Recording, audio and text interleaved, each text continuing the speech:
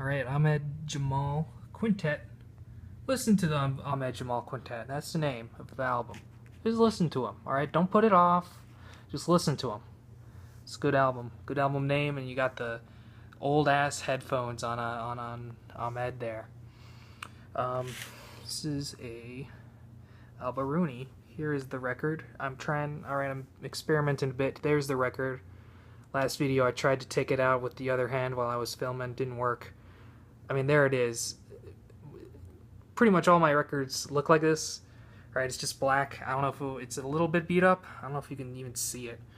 But, alright, it pops a little bit. Alright, it has what you young kids nowadays now call lo-fi hip-hop. Alright, it has a little bit of that, which is a bit unfortunate. But, I mean, jazz albums are so plain. And I think I only have one colored vinyl. It's like a Dizzy Gillespie one. I don't even remember, but it's just like red. Like, I don't know. It's just this, but kind of clear red. So not very interesting. But anyway, the album. This caught me by surprise. My dad was telling me to listen to this album, and I was like, "Dang, this is really cool." And another thing, right? I'm gonna be going through a lot of jazz on this channel. All right, be ready.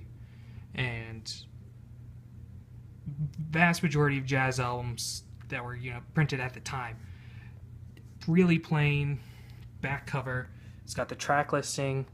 It's got the people who worked on it, who engineered it, and then who plays what instrument, the track listing, and then it always has like a little kind of slightly bio of the band, plus this album that's written by someone who's not in the band, just like some music writer at the time, Chicago Tribune, some radio guy, famously in the Mingus album, Black Saint of the Sinner Lady. It was Mingus's psychologist who wrote this. Sometimes I glance at it, and this one has a few gems in it. All right, I'm gonna get in here. Ahmed has sold Shamillion LPs as the head man of the trio. That blah blah blah blah blah. Shamillion, that's amazing. All right, and then the other good one is here, right? It has a very, very brief synopsis about every track, right? It's just like an Anthony Fantano review. And, where is it? It is, if it can focus properly. There we go. Ascends a tentative feeler into memory lane. My hand is shaking because I went to the gym and my muscles are a bit achy. In you came a long way from St. Louis, with a wistfulness that could only be a recollection of the dispersed browns of that town. The browns of the town. I don't know what that's supposed to mean. What browns could be in St. Louis? Is that slang, or is that a little something else there? That one's also funny. Anyway, this album is a quintet, and it's like all string instruments plus drums. So we got Ahmed on the piano, some guy on bass, some guy on drums, and then it's got a violin, which is interesting. Very rarely hear a violin in quintet, and it's got a guitar, and the guitar comes in on the first track, and it's electric. So I was like, damn, what year is this? 1960, man. Damn, these guys were ahead of their time. They went electric before Dylan did. Now I just listened to this record, and by just I mean about a half hour ago. Only once. So here's the video. Now there's some pretty cool song structures in here. Not necessarily like a typical hard bop, your chorus and then everybody solos and then chorus again or something. There are a couple tracks on here that are like this, but there are some more interesting ones too. Ahmed's Waltz.